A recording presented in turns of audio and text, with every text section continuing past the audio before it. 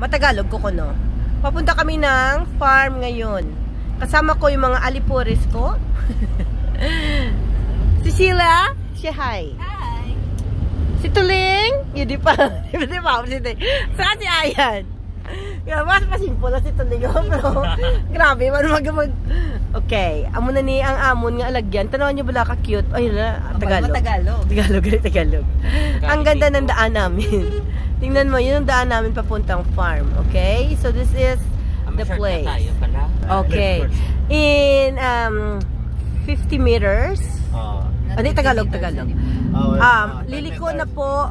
Liliko na po tayo papasok ng farm. Okay? So, ito na yung farm. Tingnan nyo. Ang ganda pa rin ng daan namin. Mamadya kita kay Mariana. Ito na po yung papasok ng papunta ng farm. Nag-grind ng tambo. Ayan. Grind.